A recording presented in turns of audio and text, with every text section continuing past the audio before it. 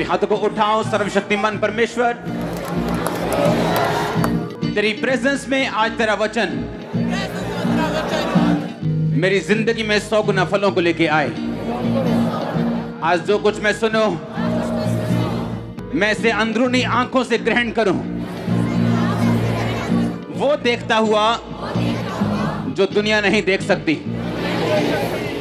ताकि मैं वो पा सकूं जो दुनिया नहीं पा सकती। सर्वशक्तिमान परमेश्वर, आज तेरा आत्मा और तेरा वचन मुझे छुए, मेरी जिंदगी में उत्पत्ति करे, पैदा करे उन चीजों को जिनके लिए मैं पैदा हुआ हूं। सर्वशक्तिमान परमेश्वर की आत्मा मेरी अगुवाई कर अपने धर्म के मार्गों के निमित्त, कि मैं उस पर चलता रहूं, तेरा वचन मेरे हृदय में बसा रहे और मैं 100 गुना फलों को लेके आऊं। आज मेरा तेरे घर में आना, तेरी हजूरी में आना, मेरी बरकत का, मेरे छुटकारे का, मेरी चंगाई का, मेरे पूरे परिवार के उद्धार का कारण हो, यीशु मसीह के नाम में। सर्वशक्तिमान परमेश्वर, मैं बाकी के समय को आपके हाथों में सौंपता हूं। मैं जानता हूं तेरा आत्मा हमें चलाएगा और मैं तैयार हूं तेरी आत्मा की अगुवाई से चलने के लिए। बाइबल कहती, जहां कहीं परमेश्वर का आत्मा है वहां आजादी, वहां चंगाई है। अपने दोनों हाथों को उठा, बोलो, परमेश्वर की आत्मा, मैं तेरा स्वागत करता हूं, धन्यवाद करता हूं कि तू यहां पे मौजूद है। कहो, परमेश्वर की आत्मा, मैं तेरा थैंक्स करता हूं कि तू यहां पे मौजूद है और मैं विश्वास करता हूं, ऊंची आवाज में बोलो, मैं विश्वास करती हूं कि अगर तू यहां पे मौजूद है तो अपने वचन को पूरा करेगा, कि जहां कहीं परमेश्वर का आत्मा है वहां आजादी है। मैं इस आजादी को ग्रहण करता हूं, प्रभु यीशु मसीह के सामर्थी नाम में मैं मांगता हूं, आमीन। ऊंचा आशीष आपकी चर्च। अपने हाथों को उठाओ। आज इस प्रेजेंस में हर एक जन, ओवरफ्लो सेक्शन, ऑनलाइन चर्च, जितने भी जन इस खुदा की प्रेजेंस में हैं, आपकी लाइफ को आसान होने का मैं हुक्म देता हूं यीशु मसीह के सामर्थी नाम में। हर वो कर्ज जो आपके रोने का कारण है, उस कर्ज को मैं तोड़ता हूं यीशु मसीह के सामर्थी नाम में। मैं डिक्लेयर करता हूं, आज इस प्रेजेंस में आने वाले हर वो जन जो इस खुदा की पाक हजूरी में हैं, आपके आसपास की हर एक चीज, आपके स्वर्गदूत जो आपके लिए दिए गए, आपका बिजनेस, आपके लोग, यीशु मसीह के नाम में आपके फेवर में आज से काम करें। इस प्रेजेंस में आने वाले हर एक जन को मैं यीशु मसीह के नाम में कमांड करता हूं कि आपकी लाइफ आज से आसान हो और संघर्ष जाता रहे यीशु मसीह के नाम में। मैं आपको आशीषित घोषित करता हूं आपके परिवारों समेत, और मैं घोषित करता हूं कि आज आप सेम वापिस नहीं जा रहे हो यीशु मसीह के नाम में। आमीन। ऊंचा ये आशीष आपकी चर्च, ऊंची आवाज में आमीन। 7 बार बोलो हालेलुया, हालेलुया।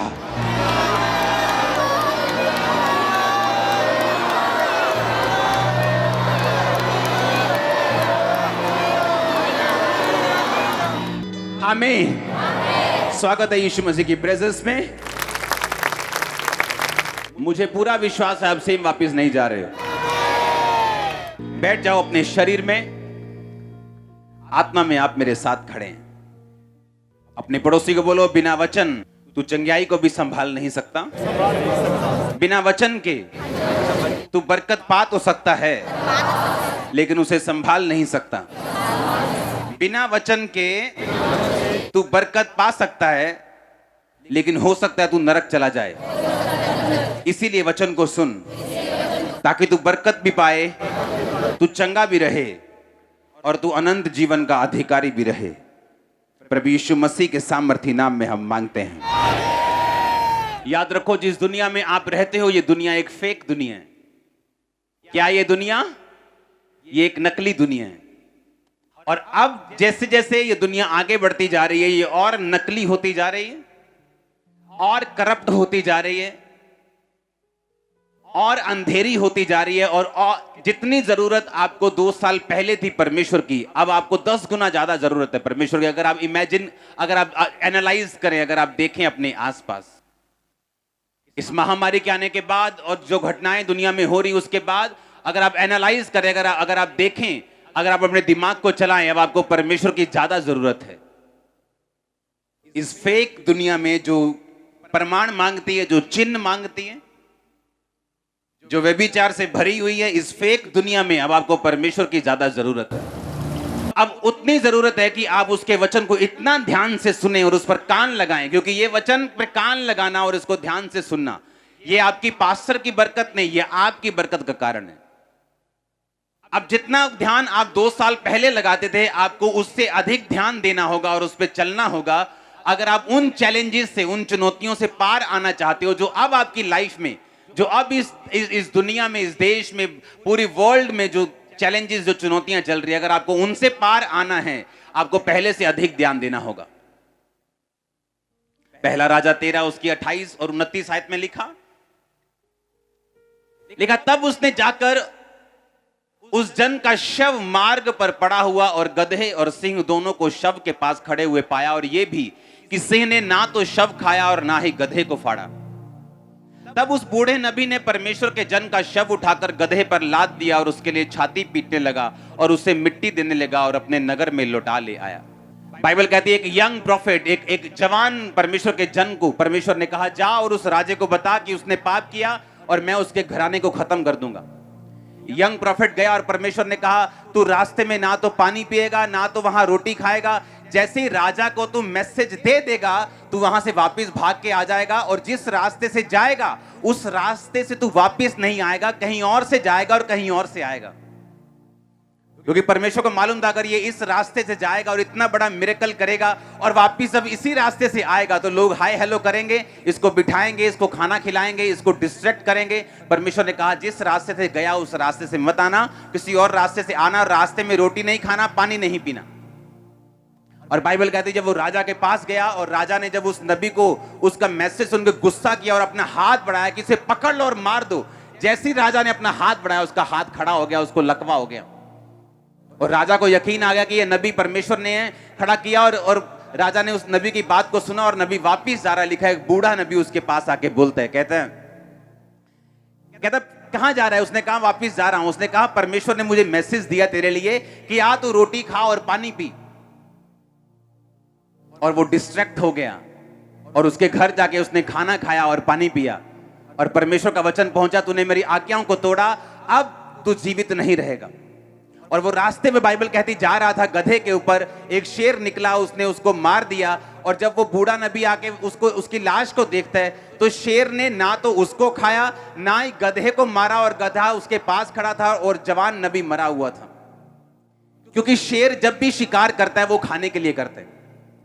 शेर कभी भी शिकार नहीं करता अगर उसको भूख नहीं लगी, यहां तक कि अपने आसपास के जानवरों को वो छोड़ देता है, उन पे अटैक नहीं करता अगर उसको भूख ना लगी हो। और जब शेर को भूख लगती है वो तभी अटैक करता है। इस बात का यह सबूत था कि वो शेर परमेश्वर की ओर से आया और उसने उस नबी को मार दिया। अगर आप इसको अगली आयत को पढ़े, 29 आयत को, तो बाइबल कहती है उसके लिए वो छाती पीटने लगा। कौन सा प्रॉफिट छाती पीटने लगा उसके लिए? अरे उसी ने तो उसको मरवाया था, लेकिन बाइबल कहती है उसके लिए वो क्या करने लगा? वो छाती पीटने लगा।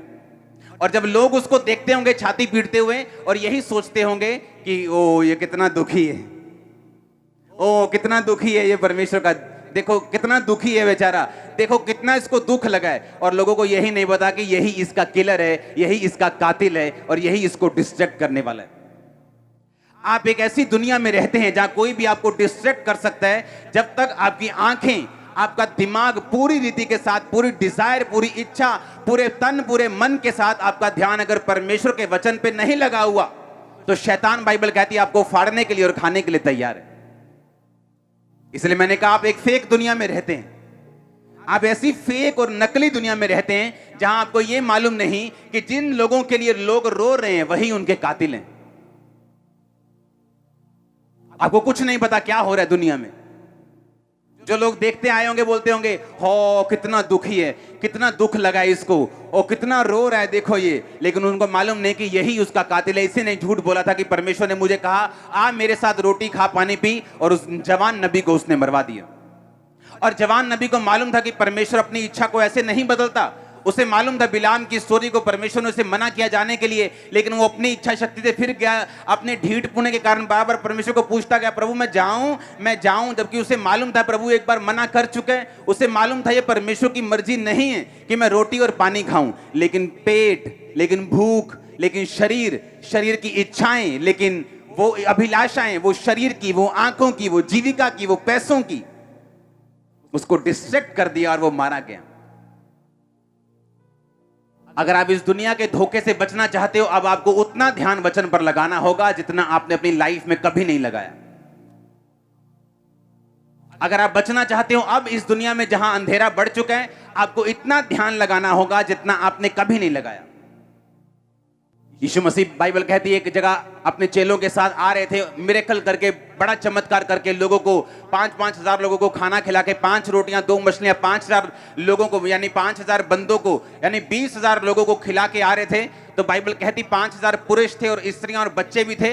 तो 20,000 लोगों को खिला के यीशु मसीह आ रहे और चेलों को बोला कि फरीसियों के खमीर से चौकस रहना। और चेलों का दिमाग अभी भी रोटी पे लगा हुआ था। कहते परमेश्वर हम तो रोटी नहीं लेके आए, तो खमीर कहां से, चौकस कहां से रहेंगे। जबकि परमेश्वर ने उन्हें ये चौकस रहने के लिए क्या कहा था कि फरीसी जो कुछ बोलते हैं चौकस रहना। क्योंकि अब वो टाइम आ चुका है कि तुम्हें बड़ा ध्यान रखना होगा कि तुम क्या सुनते हो और तुम किससे सुनते हो। इसलिए अगर आपके पास परख का आत्मा नहीं है तो आप डिस्ट्रैक्ट हो सकते हैं, आपका ध्यान भटक सकते हैं, शैतान उसका फायदा उठा सकते हैं। यीशु मसीह ने कहा फरीसियों के कपट रूपी खमीर से चौकस रहना। चौकस रहना वो क्या बोलते हैं, उनकी बातों का यकीन मत करना, क्योंकि अगर आप सबकी बातों को सुनेंगे आप मिस कर जाएंगे परमेश्वर आपसे क्या कह रहे हैं। क्योंकि शैतान यूज कर सकता है आपके करीबी लोगों को, वो यूज कर सकता है इन्फ्लुएंस वाले लोगों को, वो यूज कर सकता है हाई कुर्सी पे बैठे लोगों को, आपकी जिंदगी को भटकाने के लिए परमेश्वर के वचन से। क्योंकि बाइबल कहती परमेश्वर के वचन पर आप केवल अड़े और खड़े रह के, आप फोकस रख के, ध्यान लगा के ही खड़े और अड़े रह के रिजल्ट ले सकते, नहीं तो नहीं ले सकते। इसलिए यीशु मसीह को बड़ी चिंता थी कि तुम लोग क्या सुनते हो। क्योंकि जो चेले लोगों की बातें ज्यादा सुनते थे, बाइबल कहती वो सारी दुष्ट आत्माएं नहीं निकाल पाए, पर पतरस, याकूब और यूहन्ना वो सब काम कर सकते थे जो यीशु मसीह कर सकता था। चौकस रहो तुम क्या सुनते हो। यहां से जाने के बाद तुम्हारे दोस्त तुमको क्या बोलते हैं, तुम्हारी सहेलियां कैसी हैं, तुम्हारे दोस्त कैसे हैं, तुम्हारे रिश्तेदार कैसे हैं, वो लोग तुमसे क्या कहते हैं। क्या वो ऐसी बातें बोलते हैं जो मत तुम्हारे विश्वास को कम करें, तो ध्यान रखो ये तुम्हें भटकाने के लिए। वो बूढ़ा नबी जब जवान नबी से मिला तो उसने कहा, उसको ऐसा दिखाया कि वो उसकी बहुत चिंता करता है। आया यार कुछ खा पी ले, देख तू कितना सूख गया, देख तू रास्ता बड़ा है, हाय तू ऐसा लग रहा है, आजा कुछ खा ले, कोई बात नहीं, परमेश्वर ऐसा थोड़ी है, तूने उसका काम कर दिया ना, आज आप खा पी ले थोड़ा सा। इमोशनल लोग आपको भटका सकते हैं। इसलिए बाइबल कहती है जब प्रभु यीशु मसीह ने पतरस को कहा, पतरस मुझे क्रूस पे चढ़ाया जाएगा और मैं तीसरे दिन जी उठूंगा, ये लोग मुझे दुख देंगे और मैं मारा जाऊंगा और गाड़ा जाऊंगा और तीसरे दिन मुर्दों में से जी उठूंगा। पतरस कहता है हाउ परमेश्वर, और झिड़कने लगा। बाइबल कहती है उसको झिड़के मारी यीशु मसीह को, झिड़के मारी यीशु मसीह को, बोलता है तो तेरे साथ कभी ऐसा ना हो। यीशु मसीह ने कहा शैतान हट जा मेरे सामने से, क्योंकि तू मेरे लिए ठोकर का कारण है। क्योंकि शैतान आपके पास आता है आपके करीबी लोगों में से, ताकि आप अपने क्रूस को ना उठाएं, अपने आप का इनकार करना छोड़ दें, आप फास्टिंग करना छोड़ दें, आप बोना छोड़ दें, आप प्रार्थना करना छोड़ दें, आप खुदा को दिल में रखें। 2 घंटे 2.5 घंटे देने की रोज में क्या जरूरत है, कोई बात नहीं। मत्ती 24 उसकी 12 और 13 आयत में लिखा हुआ, बाइबल कहती अंत के दिनों में क्या होगा। परमेश्वर यीशु मसीह ने कहा अधर्म के बढ़ने से बहुतों का प्रेम ठंडा पड़ जाएगा, परंतु जो अंत तक धीरज धरे रहेगा उसी का उद्धार होगा। अधर्म के बढ़ने से बहुतों का प्रेम ठंडा पड़ जाएगा। यीशु मसीह ने कहा जब एंड डेज होंगे अधर्म बढ़ जाएगा और बहुतों का प्रेम ठंडा पड़ जाएगा। पुराने टाइम में अगर किसी ने गंदा सीन देखना होता था तो जब वो लाइनें लगती थी सिनेमा के बाहर कि इस फिल्म में एक गंदा सीन है, सारा यूथ इकट्ठा हुआ है कि इस फिल्म में एक सीन है जी, फलानी फिल्म है जी, इस फिल्म में एक सीन है, उसको देखते कभी कभी ऐसा सीन मिलता था। आज आपको गंदा सीन देखने के लिए कहीं जाने की जरूरत नहीं, अपनी फेसबुक खोल लो, आपको गंदा सीन मिल जाएगा। इसीलिए मैं सोशल मीडिया पे अब नहीं हूं। क्यों? क्योंकि बाइबल कहती अंत के दिनों में अधर्म बढ़ेगा। जो गंदा सीन लोग सीडी मंगा के देखते थे, आज वो फेसबुक ऐसे ऐसे ही खोलते जाओ, आपको मिलते जाएंगे और आपको लगता है कि ये तो आज की दुनिया है। ले नहीं, बाइबल कहती अधर्म बढ़ जाएगा और बहुतों का प्रेम ठंडा पड़ जाएगा। क्यों? क्योंकि बाइबल कहती है लास्ट के दिनों में अधर्म बढ़ेगा और प्रेम ठंडा होगा। जब भी शैतान आपको भरमाता है, आपको यीशु मसीह से पीछे लेके जाता है, वो कभी भी एकदम ऐसा नहीं करता, वो धीरे धीरे करता है। एक छोटा सा काम, एक छोटी सी कमी, उससे वो शुरू करता है। जैसे बोलते हैं ना, तू यार पैर रख ले, अब बैठन की जगह बना लांगे। तो पैर रख ले, हम घर बनाने की जगह खुद ब खुद रख लेंगे। तो बस पैर रख ली वहां, तू हॉल में अंदर एंटर हो जाए, मेन हॉल में बस अपनी बाइबल रख दी, हम बैठने की जगह अपने आप बना लेंगे। ऑनलाइन चर्च उन लोगों के लिए है जो बाहर बैठे हैं, जो बॉम्बे में बैठा है, हर संडे नहीं आ पा रहा, जिसकी वाइफ आना चाहती है और हस्बैंड बहुत तगड़ा शराबी है, मारता है, कूटता है, जो उसको आने नहीं दे रहा, वो अविश्वासी। उन लोगों के लिए ऑनलाइन चर्च है। आपको ऐसा लगता है कि मैं आपको इसलिए कह रहा हूं कि यहां चर्च में लोग नहीं है? नो। अगर आप पहले मेन हॉल दिखाओ, ओके, ओवरफ्लो दिखाओ जल्दी जल्दी से, टाइम नहीं। ये अभी की चर्च है, ये अभी की चर्च है, ये राइट नाउ। ये ओवरफ्लो सेक्शंस हैं सभी जो आप स्क्रीन पे देख रहे हो। रुको चलने दो। ये सारे ओवरफ्लोज हैं अभी जितने आप देख रहे हो, ये सारे ओवरफ्लो सेक्शंस है चर्च के। गुरदासपुर चर्च दिखाओ, हाँ दिखाओ। सुनो मेरी बात, मैं इसलिए नहीं कह रहा हूं कि मैं आपको चर्च में लाना चाहता हूं। यहां चर्च ऑलरेडी फुल है। जितने चर्च के सेक्शन हैं आज, जितनी चर्च की ग्राउंड्स हैं, सारी भर चुकी हैं। चर्च के पास जगह नहीं है बिठाने की। लेकिन सुनो मेरी बात, मैं क्यों आपसे कह रहा हूं। बाइबल कहती अंत के दिनों में अधर्म बढ़ जाएगा और बहुतों का प्रेम ठंडा पड़ जाएगा।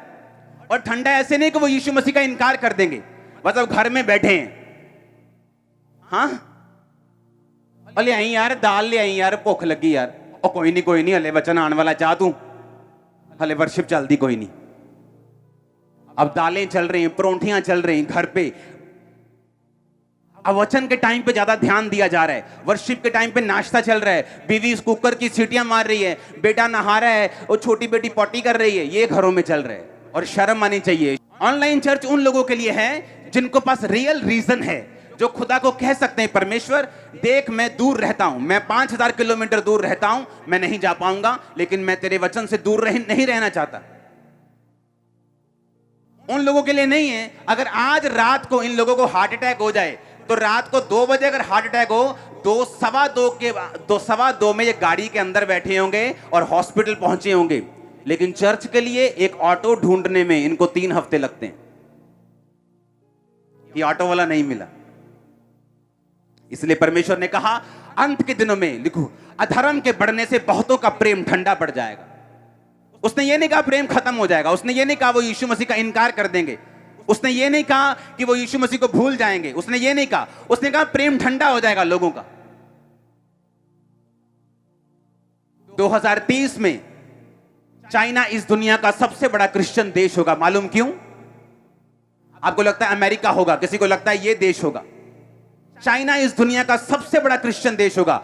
आज अगर संडे है तो मॉर्निंग 4 बजे 3 बजे लोग वो उठते हैं गुफाओं में, जहां 3-3 हजार 4-4 हजार लोग गुफाओं में मीटिंग्स करते हैं, गुफाओं में। और 5, 6, 7 बजे सुबह तड़के से पहले कि गवर्नमेंट जागने से पहले ही वहां से फाड़ी हो जाता है, खत्म हो जाती है मीटिंग। इतना प्यार करते हैं वो परमेश्वर को। क्यों? क्योंकि गवर्नमेंट उनको मीटिंग नहीं करने देती। वो सुबह उठते हैं और वहां अगर आप जाके देखो, जिन लोगों को लगता है कि चाइना में सबसे अधिक अविश्वासी हैं, चाइना में सबसे अधिक नास्तिक लोग हैं, ये सब कुछ झूठ है, ये सारा कुछ मिथ है, ये सच्चाई नहीं। चाइना में जितनी कंपनियां, जितने सीईओ, जितने अमीर लोग, जितने गरीब लोग, हर एक बंदा जितने स्पीड से यीशु मसीह में आ रहे हैं, मैंने कहा 2030 में चाइना इस दुनिया का सबसे बड़ा क्रिश्चियन देश होगा। चाइना सबसे बड़ा देश होगा क्रिश्चियन दुनिया का। सुबह उठते हैं। आज मेरे को मैसेज आ रहा था कि हमारा हॉल जो है वो सुबह ही भर चुका है। मीटिंग शुरू होने से घंटों पहले मेन हॉल भर चुका है, ओवरफ्लो भरने शुरू हो चुके। ये निशानी है आप लोगों की जो आप यहां पे मौजूद हो कि परमेश्वर आपकी लाइफ को छुएगा और काम करेगा आपकी जिंदगियों में, वो आपको भूलेगा नहीं। आप मेरी एग्जाम्पल देख लो, मेरी मेहनत देख लो, और लोग मुझे मूर्ख बोलते थे, यहां तक कि मेरे साथ काम करने वाले दूसरे क्रिश्चियन यूथ मुझे मूर्ख बोलता था कि इसको पैसे की कदर नहीं है, पैसे उड़ाता है यीशु मसीह के लिए, इसको अपनी लाइफ की कदर नहीं है, देखो कैसे रोजे रख रख के शक्ल बिगाड़ ली। लेकिन बाइबल कहती है, मेरे प्रिय भाइयों, हियाव बांधो, दृढ़ रहो, क्योंकि तुम जानते हो मसीह में की गई मेहनत तुम्हारी कभी व्यर्थ नहीं जाती, वो कभी व्यर्थ नहीं जाती। ये कौन कह रहा है? मैं नहीं कह रहा हूं, यीशु मसीह आपसे कह रहा है, अगर तुम मेहनत करोगे व्यर्थ नहीं होगी तुम्हारी मेहनत। अगर आज तुम चर्च में मौजूद हो, और मैं आपको बता देता हूं, जितनी अनॉइंटेड चर्च होगी, जितनी सामर्थी चर्च होगी, जितना खुदावन का वचन और मसा वहां काम करेगा, उतना ही शैतान आपको तंग करेगा उस चर्च से दूर करने के लिए। वो आपको फाइनेंशियल प्रॉब्लम डाले, वो आपको दिक्कत दे, वो आपका विरोध करे। उसे मालूम है कि ये वही जगह यहां जहां इसने छुटकारा पाने। इसलिए बाइबल कहती है, इकट्ठे होना मत छोड़ो। फिर से बोलो, इकट्ठे होना मत छोड़ो। एक भी जन ऐसा नहीं है जो भूखा मरा हो। क्यों? जुगाड़ लगा लेते रोटी का, इधर से या उधर से। लेकिन हमें मालूम है संडे हमने खुदा के घर में जाना है, तो क्यों नहीं सोमवार से, कल से हम अपने किराए को, अपने पैसों को, अपने तरीकों को इकट्ठा करना शुरू करते हैं। लेकिन नहीं, जब हमारे शरीर को जरूरत होती है दवाई की, हम रात को भी हॉस्पिटल चले जाते हैं। लेकिन जब आत्मा को जरूरत है, जिसके साथ आपका परिवार जुड़ा हुआ है, जिसके साथ आपका फाइनेंस जुड़ा हुआ है, जिसके साथ आपका फ्यूचर जुड़ा हुआ है, उसके लिए हम अलर्ट नहीं। क्योंकि बाइबल कहती है, फिर से पढ़ेंगे, अधर्म के बढ़ने से बहुतों का प्रेम ठंडा हो जाएगा। क्योंकि आज आपको आसानी से मिल रहा है। अगर आप चाइना में होते और यूट्यूब ना होता और फेसबुक ना होता और आपकी जब चर्च को ऑनलाइन चलने ना दिया जाया होता, तो आपको वैल्यू समझ आती। सुबह सुबह वो लोग चर्च में आगे इकट्ठा होते और परमेश्वर की महिमा करते हैं। याद रखो, अगर हम बलिदान नहीं देंगे तो कभी फायर नहीं होगी। आग तभी बढ़ती है जब उसमें लकड़ी बढ़ती है, आग तभी बढ़ती है जब उसमें बलिदान बढ़ते है। अगर लकड़ी कम होगी तो फायर कम होगी। और शैतान आपकी मासी का बेटा नहीं है कि आपको छोड़ देगा। आप जितना अच्छे हैं वो उतना अधिक अटैक करेगा, आप जितने भले हैं वो उतनी टेढ़ी निगाह से आपको देखेगा, क्योंकि उसका काम है अच्छों को, भलों को खत्म करना। जो लोग अच्छी तरह लोग बोलते हैं मैंने क्या कसूर किया है, मैंने किसी का बुरा नहीं किया, मैंने किसी को माड़ा नहीं बोला, मैंने किसी का नुकसान नहीं किया, मेरे साथ ऐसा क्यों हुआ? तभी तो हुआ। बाइबल कहती वो अच्छे लोगों को खत्म करने की कोशिश करते हैं। बुरे तो पहले ही नाश हैं, वो तो दूसरों का नुकसान करके अपना खुद ही बाद में करवा लेंगे, वो तो पहले से खत्म हो चुके हैं। लेकिन बाइबल कहती वो नाश करने, हत्या करने, घात करने और नष्ट करने के लिए आया। आपको प्राइस पे करना होता है परमेश्वर की प्रेजेंस में आने के लिए। आसान नहीं होता परमेश्वर की हुजूरी में आना, लेकिन आपको अपने आप को डिसिप्लिन में रखना पड़ता है। कोई भी दिक्कत हो, कोई परेशानी हो, अगर आप उसके भवन में, उसकी प्रेजेंस में उसी डिजायर, उसी इच्छा के साथ, बाइबल कहती है अपने परमेश्वर से पूरी मन, पूरी ताकत, पूरे प्रेम, पूरी शक्ति के साथ प्यार करना, क्योंकि अधर्म के बढ़ने से बहुतों का प्रेम ठंडा हो जाएगा। आसानी से घर पे मीटिंग मिलने से आपका प्रेम ठंडा हो जाएगा, परमेश्वर ने कहा। आज आप सिर्फ वर्शिप को ऑनलाइन मिस कर रहे हैं, कल आप वचन को भी मिस करेंगे। कल आपकी फोन की चार्जिंग खत्म हो जाएगी, कल को इंटरनेट खत्म हो जाएगा। अपने पड़ोसी को बोलो, अधर्म के बढ़ने से जीसस ने कहा बहुतों का प्रेम ठंडा हो जाएगा। आप जानते हैं, अगर आप बाइबल ध्यान से पढ़ें, पहला राजा 17 बाब उसकी 1 से 6 आयत, तिशबी एलिया जो गिलाद के प्रदेशियों में से था, उसने अहाब से कहा, इजराइल का परमेश्वर यहोवा जिसके सम्मुख मैं उपस्थित रहता हूं, उसके जीवन की शपथ, इन वर्षों में मेरे कहे बिना ना मेह पड़ेगा ना औंस पड़ेगी। तब यहोवा का यह वचन उसके पास पहुंचा, यहां से चलकर पूरब की ओर करीत नामक नाले में जो यर्दन के पूरब में है छुप जा। उस नाले का पानी तू पिया कर। मैंने कौओं को आज्ञा दी है कि वो तुझे वहां खिलाएं। बोलो, वहां खिलाएं। यहोवा का यह वचन मानकर वह यर्दन के पूरब में करीत नामक नाले में छिपा रहा। सवेरे सांझ को कौवे उसके पास रोटी और मांस लाया करते थे और वो नाले का पानी पिया करता था। आपकी एक्सपेक्टेशन है, आपकी इच्छा है कि परमेश्वर आपको छुए, वो आपको चंगा करे, वो आपके परिवार में ब्रेक थ्रू दे, वो आपकी सेहत में ब्रेक थ्रू दे, वो आपको फाइनेंस को ब्लेस करे। ये सब चीजें ठीक हैं, बिब्लिकल हैं। बाइबल कहती है वो छुड़ाने के लिए आया, वो बचाने के लिए आया, उद्धार देने के लिए आया। वो उद्धार शारीरिक हो सकता है, मानसिक हो सकता है, फाइनेंशियल हो सकता है, आत्मिक है। एलिया, बाइबल कहती है, उस समय का ऐसा एक जन था जब अधर्म बढ़ चुका था और लोगों ने परमेश्वर को त्याग दिया था, क्योंकि जो राजा था, जो गवर्नमेंट थी, वो परमेश्वर के खिलाफ थी। जो राजा की पत्नी थी इजाबेल, वो बाइबल कहती है बाल नामक देवताओं की 850 उसने नबी रखे हुए थे शैतान के, जो उसके साथ उसकी मेज पर खाते थे। और आज की अगर वैल्यू लगाओ तो कम से कम 30 से 40 करोड़ रुपया एक साल का वो उनके सिर्फ खाने पर खर्च करती थी। और बाइबल कहती है लोगों को परमेश्वर की आराधना करने की अनुमति नहीं थी, लोगों का प्रेम ठंडा हो चुका था। लेकिन बाइबल कहती परमेश्वर का एक जन उठा और वो धर्म त्याग के विरुद्ध लड़ा। एलिया ने बाइबल में पढ़ा, जहां यीशु मसीह ने, यहोवा ने लिखा था कि अगर लोग मुझे छोड़ देंगे मैं आसमान बंद कर दूंगा। उसने कहा परमेश्वर मैं तेरे से प्रार्थना करता हूं, इन लोगों ने तुझे छोड़ दिया, आसमान बंद कर दे, इन लोगों को भूखा मरने दे, इन पे कोई बारिश ना आए और अकाल पड़ जाए। तब मोटरें नहीं होती थी कि सबमर्सिबल लगाया और मोटर से पानी ले लिया। और परमेश्वर ने उसकी प्रार्थना को सुना और बारिश, परमेश्वर ने कहा ठीक है मैं बंद करूंगा, औंस नहीं आएगी। और वो राजा के पास जाके बोला, राजा मेरे कहे बिना ना बारिश आएगी ना औंस पड़ेगी, क्योंकि मेरी प्रार्थना से परमेश्वर ने ये बंद किया। मैं इसकी जिम्मेवारी लेता हूं कि मेरे कहे बिना ना तो बारिश बरसेगी ना औंस पड़ेगी। लिखा, वो कह के यहां वहां से चल पड़ा। और परमेश्वर ने कहा अब एलिया ऐसा कर, करीत नामक नाले में जाके छुप जा, वहां पानी होगा तो पिया करना, और कौवे सवेरे और शाम को तेरी रोटी लेके आया करेंगे और तुझे वहां खिलाएंगे। बोलो वहां खिलाएंगे। कहां खिलाएंगे? जहां परमेश्वर ने उन्हें भेजा, वहां नहीं जहां एलिया चाहता था। वो रोटी आपके घरों में ऑनलाइन नहीं खिलाएगा, वो चर्च में खिलाएगा आपको। आप समझ रहे मेरी बात को? बाइबल कहती परमेश्वर ने कहा वो तुझे वहां खिलाएंगे जहां मैं तुझे भेज रहा हूं। जहां तू अपनी मर्जी से बैठे हैं वहां नहीं, जहां मैं तुझे भेज रहा हूं वो तुझे वहां खिलाएंगे। जब आप धर्म त्याग के विरुद्ध लड़ते हैं, जब आप उन लोगों में सुसमाचार देने जाते हैं कि आप यीशु मसीह के साथ मेल मिलाप कर लो, ये वही चीज है जो एलिया कर रहा था। तो बाइबल कहती है जैसे ही आप परमेश्वर के लिए खड़े होते हैं, जैसे ही आप परमेश्वर वाली जगह पे निकलते हैं जाने के लिए, बाइबल कहती है परमेश्वर उन चीजों से आपकी सप्लाई को पूरा करता है जिन चीजों से आपने कभी उम्मीद नहीं की होती। एलिया को 3 बार खाना मिला है स्वर्गीय इंतजाम से। पहली बार उसे कौओं ने खिलाया, दूसरी बार एक विधवा ने उसे खिलाया जब उसका आटा, उसका मैदा और तेल खत्म हो चुके थे, और एलिया की प्रार्थना से वो आटा और मैदा बढ़ते रहे और उस छोटे से जार में कभी खत्म नहीं हुए जब तक अकाल खत्म नहीं हुआ। तीसरा, स्वर्गदूत ने उसे रोटी और पानी दिया और उसने खाया।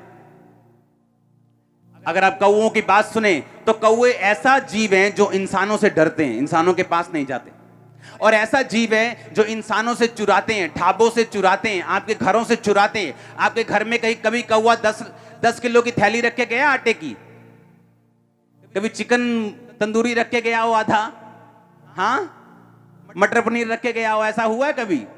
लेकिन बाइबल कहती एलिया जब उस नाले के बाहर आया, एलिया जब करीत नामक नाले का जल सूख गया और परमेश्वर ने कहा जा मैंने विधवा को तेरे खिलाने की आज्ञा दी है। बाइबल कहती जब एलिया उस नाले से बाहर आया तो एलिया पहले से अधिक मोटा हो चुका था। और जब एलिया बाहर आया तो लोग देखते होंगे कि क्या चक्कर है ये, हम पतले हो रहे हैं, हम लोग सूख रहे हैं, एलिया मोटा हो रहा है, ये क्या चक्कर है? लेकिन बाइबल कहती एलिया जो था वो धर्म त्याग के विरुद्ध था। एलिया जो था वो परमेश्वर के साथ पूरे मन से आप प्यार करो इस बात के लिए वो फाइट करता रहा। और जब आप इस बात के लिए लड़ते हैं, आप सुसमाचार देने के लिए जाते हैं, आप अपने रिश्तेदारों को सुसमाचार देते हैं, आप लोगों को सुसमाचार देते हैं। ऑनलाइन मीटिंग उन लोगों के लिए है, अगर आपका एक मित्र, अगर आपका एक रिश्तेदार यकीन नहीं करता, आप उसको लिंक भेज सकते हो कि भाई ये मीटिंग देख। कि वो आ नहीं सकता, वो आने में आना का नहीं कर रहा है, लेकिन अपने मोबाइल पर देख तो सकता है ना। और बाइबल कहती एलिया धर्म त्याग के विरुद्ध लड़ा। और बाइबल कहती है जैसे ही वो परमेश्वर के लिए खड़ा हुआ, परमेश्वर ने कहा अगर तू मेरे लिए खड़ा है तो मैं तेरे लिए खड़ा हूं। अगर तू मेरे लिए खड़ा है तो मैं तेरी जरूरतों को वहां से पूरा कराऊंगा जहां तू सोच भी नहीं सकता। आज इस मीटिंग के बाद जब आप घर वापस जाएंगे, मेरे स्वर्ग का परमेश्वर, वो एलिया का और मेरा परमेश्वर आपको खिलाने वाला है स्वर्ग से, यीशु मसीह के नाम में। वो आपके बिजनेस के लिए, आपके फाइनेंस के लिए, आपके बच्चों की फीस के लिए स्वर्ग से इंतजाम करेगा। मैं आपको सच कह रहा हूं। कितने मेरी बात पे यकीन कर रहे हैं? मैं आपको एक ही क्वेश्चन कर रहा हूं, क्या आप परमेश्वर के लिए खड़े हैं या नहीं? क्या आप लोगों की भीड़ में शामिल हैं, जो भीड़ में शामिल हो गए कि नहीं हम राजा के खिलाफ नहीं जा सकते, नहीं हम हमें वो मार देंगे, नहीं ऐसा हो जाएगा। पर बाइबल कहती एलिया परमेश्वर के लिए खड़ा रहा, और जब वो परमेश्वर के लिए खड़ा रहा, परमेश्वर ने उसकी जरूरतों को पूरा किया। कौवे उसे खिलाते रहे सवेरे और शाम, सवेरे और शाम, भूलते नहीं थे, टाइम पर आते थे, सवेरे शाम। और ये नहीं सिर्फ खिचड़ी लेके आते थे, लिखा मांस और रोटी लेके आते थे। सूखा हुआ खाना नहीं लेके आते थे, फ्रेश फूड सुबह शाम लेके आते थे, सुबह शाम। वो क्यों आपको बरकत दे, क्यों आपका फाइनेंस बढ़ाए, क्यों आपका बिजनेस बढ़ाए? क्या किया आपने परमेश्वर के लिए? जिस दिन आपका फाइनेंस, आपकी नौकरी, आपका पैसा, जिस दिन परमेश्वर के कामों में जाना शुरू होगा, जिस दिन टाइथ और ऑफरिंग देनी शुरू करोगे, उसी दिन परमेश्वर आपका इंतजाम भी करना शुरू कर देगा, क्योंकि आप उसके काम के लिए खड़े हैं। आपका फाइनेंस उसके काम के लिए खड़ा है। बाइबल कहती पोतीफर की पत्नी सिर्फ ऐसी थी जो यूसुफ के अधीन नहीं थी, और उसी पर शैतान ने अटैक किया। आपकी जो चीज परमेश्वर के अधीन नहीं, उसी पे शैतान अटैक करता है। आपकी प्रार्थना तो पूरी है, रोजे तो पूरे हैं, लेकिन हम ऑफरिंग में कमजोर हैं, हम देने में कमजोर हैं, और वहीं पे शैतान अटैक कर रहा है कि हम सामर्थी तो हैं लेकिन गरीब भी हैं। ऊंची आवाज में हालेलुया बोलो। और अगर आप ध्यान से बाइबल पढ़ें तो बाइबल कहती है जब एलिया मोटा होकर वहां से निकला और जब विधवा के पास गया, उसके बाद एक मुट्ठी, उसके बाद आटा, एक कुप्पी, तो बाइबल कहती तेल था। और बाइबल कहती इन दोनों के साथ जब वो बोलता है उस विधवा को कि ये मुझे खिला, परमेश्वर ने कहा कितना मुश्किल है ये बोलना। और बाइबल कहती है उस विधवा ने उसकी बात को सुना और उसे खिलाया, और उसने कहा तेरा ना तो अब आटा मैदा खत्म होगा, ना तेरा तेल खत्म होगा। सुनो मेरी बात, एलिया की जरूरत को परमेश्वर ने पूरा किया क्योंकि वो परमेश्वर के लिए खड़ा रहा। उस विधवा और उसके बेटे को परमेश्वर ने मरने नहीं दिया क्योंकि वो एलिया के साथ खड़ी रही। आज उस वही कलीसिया कामयाब है कि जिसका पास्टर खुदा के साथ खड़ा है, बावजूद दिक्कतों के, बावजूद मुश्किलों के वो खड़ा रहा, और उसकी कलीसिया उस पास्टर के साथ खड़ी है। तभी आप कामयाब हो सकते हैं। मैंने लोगों को देखा है चर्चों में जाते हैं जिनका अपने पास्टर के साथ कोई प्यार नहीं, उनका कलीसिया के पास्टर के साथ कोई लगाव नहीं, उनको वो सरमन देने वाला पादरी लगता है सिर्फ। जबकि बाइबल कहती है अगर आपने कामयाब होना है तो अपने पास्टर के साथ, अपने फादर के साथ, अपने अगुए के साथ आप खड़े रहेंगे, जिस तरह आप अपने बाप, अपने भाई के साथ खड़े रहे। और वो अगुआ अगर कामयाब होना चाहता है, वो लोगों की ओर नहीं देखेगा, वो परमेश्वर की ओर देखेगा और उसके साथ खड़ा रहेगा। अगर वो परमेश्वर के साथ खड़ा रहेगा तो परमेश्वर उसका इंतजाम करेगा। आज जो चर्च में चल रहे, जिन चीजों का आप आनंद ले रहे हो और जिन चीजों का आप आनंद थोड़े दिनों में लेने वाले हो, ये पैसों से पॉसिबल नहीं। यहां कोई ऐसा सपोर्टर नहीं जो फौरन से 100 करोड़ भेज रहे हैं। ये परमेश्वर की ग्रेस से पॉसिबल हो रहा है। अगर आप इस चर्च का फाइनेंस देखेंगे आप हैरान हो जाएंगे कि इतने बड़े प्रोजेक्ट कैसे चल रहे हैं। ये प्योर ग्रेस है परमेश्वर की। ये कौवे ही हैं जो परमेश्वर का काम कर रहे हैं। और अगर आप इस चर्च में देखो, लोग बरकत पा रहे हैं, लोग आशीषों को ले रहे हैं। क्यों? क्योंकि वो चर्च के साथ खड़े हैं। उन्हें मालूम है चर्च में परमेश्वर का काम हो रहा है। क्योंकि जो पादरी, जो विश्वासी, जो प्रॉफिट, जो प्रेरित, जो पास्टर, जो टीचर परमेश्वर के साथ खड़ा है, उसकी जरूरतें परमेश्वर पूरी कर रहे हैं। और जो कलीसिया अपने पास्टर के साथ खड़ी, उस कलीसिया की जरूरतों को परमेश्वर पूरा कर रहे हैं। बाइबल कहती बहुत सी विधवाएं थी, लेकिन एलिया किसी के पास नहीं भेजा गया, सिर्फ सारपत की विधवा के पास। बहुत से क्रिश्चियन यहूदी थे जो मर गए, वो भी तो परमेश्वर के जन थे।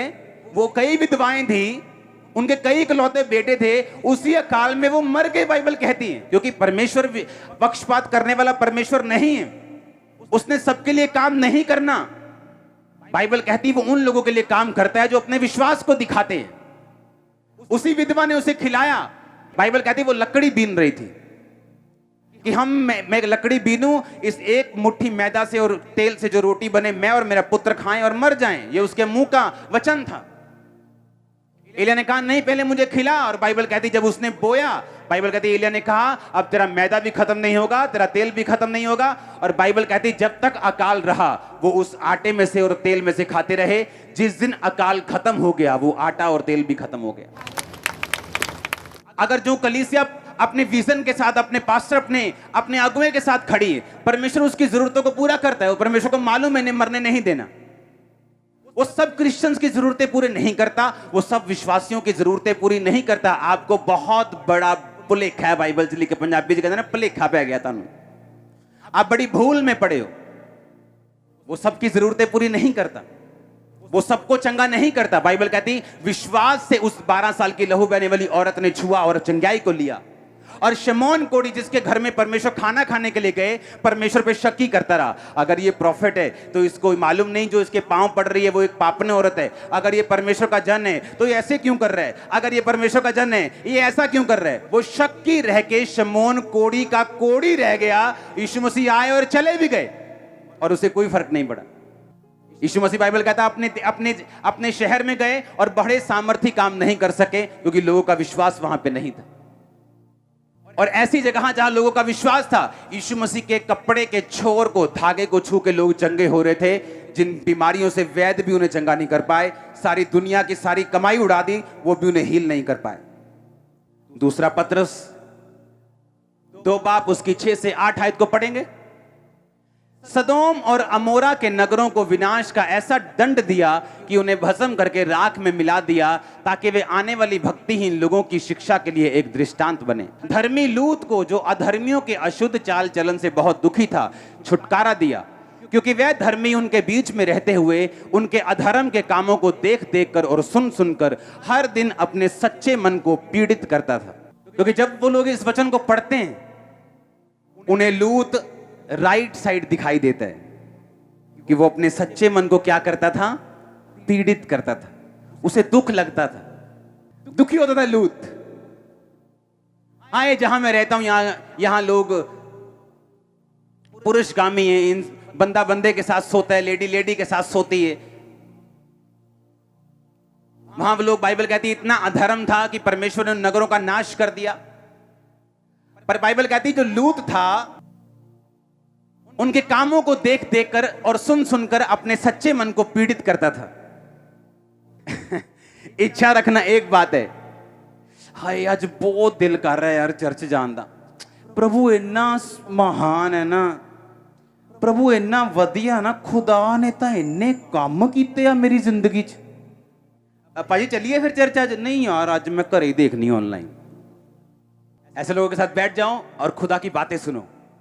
ओ खुदा ने काम किते, मेरा दादा खुदा दे काम करता सी, मेरा मासड़। सच्चे मन को पीड़ित तो करता था, पर भाई साहब निकले नहीं उस देश चों, उत्थे ही फंसे रहे, उत्थे ही। सच्चे मन को पीड़ित तो बहुत करता था। कभी गे देखा, कभी पापी देखा, व्यभिचारी देखा, दुखी तो बहुत होता था पर वहीं रहता था। उसकी बरकत का कारण अब्राहम था। जब वो अब्राहम से लड़के गया, उसे मालूम नहीं था कि उसकी चरवाहे, उसकी भेड़ें इसलिए नहीं बढ़ रही क्योंकि ये एरिया ऐसा है या वो बिजनेस ही ऐसा है कि बढ़ेगा ही बढ़ेगा। वो अब्राहम की अनॉइंटिंग थी उसके ऊपर। जैसे ही वो अलग हुआ सारा कुछ बदल गया। सच्चे मन को पीड़ित करता था। हाय भैन जी बहुत दुख होया, पर भैन जी ने करना कुछ नहीं तुहाडे लई। पंजी नहीं कट के देनी तुहानू कि भैन जी आ लो मेरे वालों हेल्प। भैन जी पर दुखी बहुत है तुहाडे लई। सच्चे मन को पीड़ित तो बहुत करता था पर उस देश को छोड़ के नहीं गया। आके अब्राहम से माफी नहीं मांगी, मुझे माफ कर दे, मुझे कहीं और भेज दे, जहां तू कहेगा मैं वहां जाऊंगा, लेकिन तेरे मसे से अलग नहीं होऊंगा। और बाइबल कहती है जब दूत वहां पे पहुंचे, दूतों ने कहा अब निकल यहां से। अब निकले कैसे? वाइफ उस इन्फ्लुएंस में रहती है, उन लोगों के वाइफ के अंदर पूरा घुसा हुआ है सदोम अमोरा, बच्चों के अंदर घुसा हुआ है, जो उसके साथ दामाद थे उनके अंदर घुसा हुआ है, लड़कियों के अंदर घुसा हुआ है, जाना नहीं चाहते थे वहां से, दूतों ने धक्के मार मार के निकाला और वाइफ ने पीछे देख लिया और लिखा नमक का खंबा बन गई। चलो वाइफ खत्म हो गई, रह गई 2 बेटियां, गुफा में गई, अपने बाप के साथ सो गई। मोआब पैदा हुआ, अम्मोन पैदा हुआ, और बाइबल कहती इन दोनों जातियों से परमेश्वर ने सदियों तक, सालों तक नहीं, सदियों तक नफरत की परमेश्वर ने अम्मोनियों के साथ, मोआबियों के साथ। क्योंकि जो लड़कियां सारा दिन पाप होते देखेंगी, सारा दिन गंदगी देखेंगी, अपनी सहेलियां, अपने सभी लोग सारा दिन व्यभिचार, सारा दिन गंद, उनको वो कूल लगने लगता है, उनको वो नॉर्मल लगने लगता है। उनको लगता है ये नॉर्मल है, ये 10 बॉयफ्रेंड तो नॉर्मल है, ये चीजें तो नॉर्मल है, ये सब कर रहे हैं, सब कर रहे हैं। कुछ हुआ इनको कभी भी? वो कितना अमीर है, अभी उसने अभी रोल्स रॉयस निकाली है, अभी उसने देखो, अभी तो उसने लैम्बोर्गिनी ली है, देखो तो। अब सच्चे मन को वो पीड़ित करता था, इसीलिए सिर्फ वही बचा कि चलो पीड़ित तो करता था लेकिन वही बचा। ना उसकी बेटियां बची, ना बेटियों के आगे बच्चे बचे, क्योंकि वो नफरत की, मैंने ये नहीं कहा परमेश्वर ने सजा दी, मैंने कहा नफरत की परमेश्वर ने उन बच्चों के साथ। पत्नी नमक का खंबा बन गई, परिवार उजड़ गया, पूरा परिवार फिनिश हो गया लूत का। क्यों? स्टेप नहीं लिया, बस पीड़ित करता रहा मन को, दुखी होता रहा बस, और कदम कोई नहीं उठाया, उस देश से बाहर नहीं निकला। जब उसे मालूम है यहां पर गे लोग रहते हैं, उसे मालूम है यहां पापी रहते हैं, उसे मालूम है यहां वो सब काम होते हैं जो परमेश्वर के वचन के खिलाफ है, निकलता क्यों नहीं यहां से? तेरी पत्नी अब नहीं आएगी, तू निकल जा, आ जाएगी पीछे तेरे, अगर खुदा तेरे साथ है वो भी आ जाएगी। तेरे बच्चे अपने आप आ जाएंगे, निकल तू खुद यहां से। यही फर्क था अब्राहम में और लूत में। परमेश्वर ने कहा मैं अब्राहम को आशीष दूंगा, क्योंकि मैं जानता हूं अब्राहम अपने बाद अपने घराने को आज्ञा देगा कि वो यहोवा की आज्ञाओं को माने। अब्राहम कड़क था, उसे मालूम, अपने बेटों को, उसने बेटे को समझाया हुआ था कि बेटा मैं तेरा बाप हूं तब तक जब तक खुदा तेरा बाप है। जिस दिन वो तेरा बाप नहीं है, मैं भी तेरा बाप नहीं हूं। मेरे नौकरों के समान रहना, मेरी प्रॉपर्टी की इच्छा मत रखना। सख्ती, स्टेप लेना। और इसलिए हम कहते हैं अब्राहम, इसहाक, याकूब के परमेश्वर, लूत का परमेश्वर नहीं। किसका परमेश्वर? अब्राहम, इसहाक और ऊंची आवाज में याकूब का परमेश्वर। हालेलुया, जोर से बोलो हालेलुया। सच्चे मन को क्या करता था वो?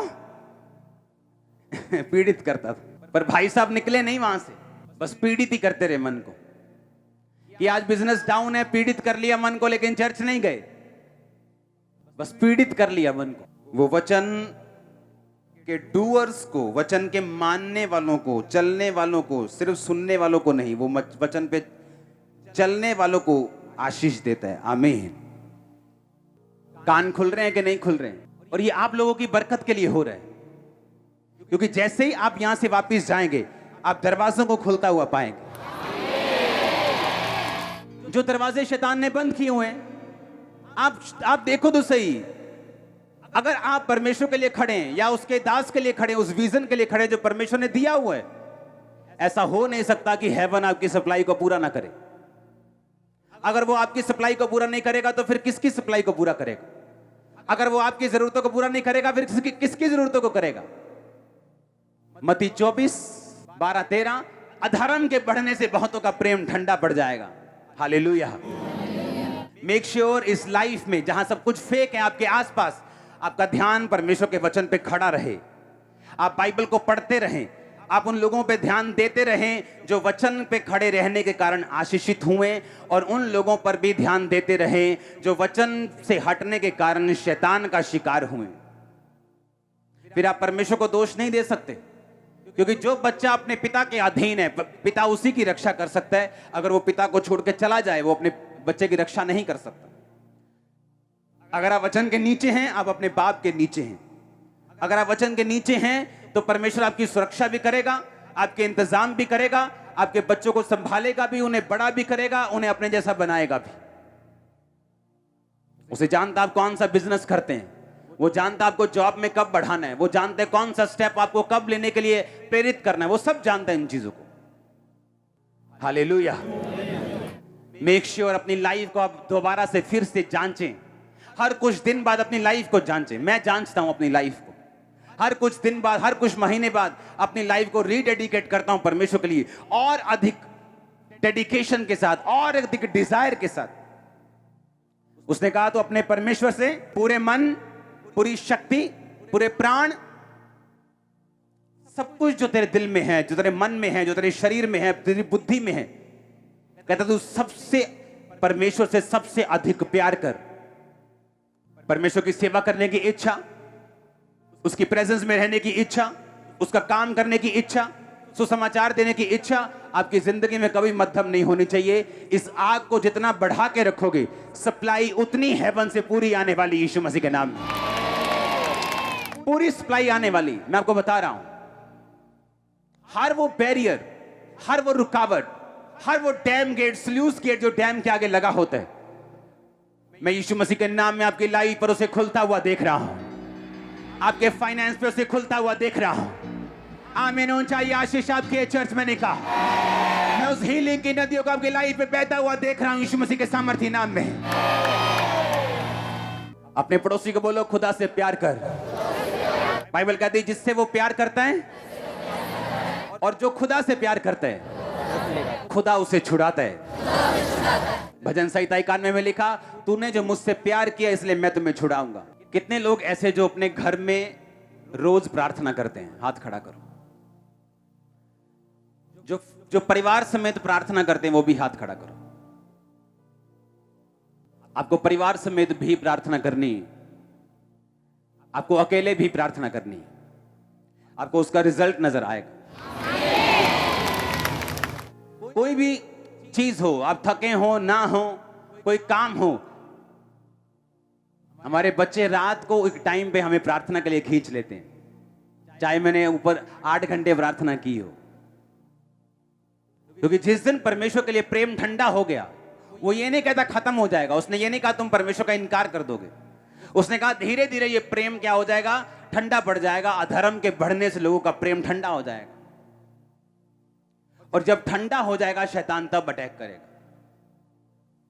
मेक श्योर आपका प्रेम हमेशा गर्म हो खुदा के लिए। आप हमेशा उसकी सेवा के लिए खड़े रहें, उसके कामों के लिए खड़े रहें, उत्साहित रहें परमेश्वर के लिए। उसने ये नहीं कहा कि डर खुदा का मेरा बल है। उसने कहा परमेश्वर का आनंद मेरा बल है। उसकी सेवा करने का आनंद लो, प्रार्थना करने का आनंद लो। आप नहीं जानते वो प्रार्थना, वो फास्टिंग आपको कितनी मुसीबतों से बचाती है जो आपकी तरफ आने वाली थी।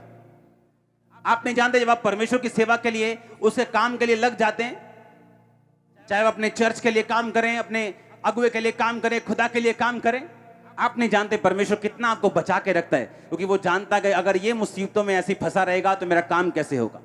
और वो आपके रास्तों को साफ करता है, आपको ग्रेस देता है, आपको अनुग्रह देता है कि आप बचे रहें और परमेश्वर के कामों में बढ़ते रहें। अपनी लाइफ के आसपास की चीजों को, अपनी लाइफ के आसपास के बंदों को, अपनी लाइफ के आसपास जो भी हो रहा है, उनको आत्मिक रीति से देखो।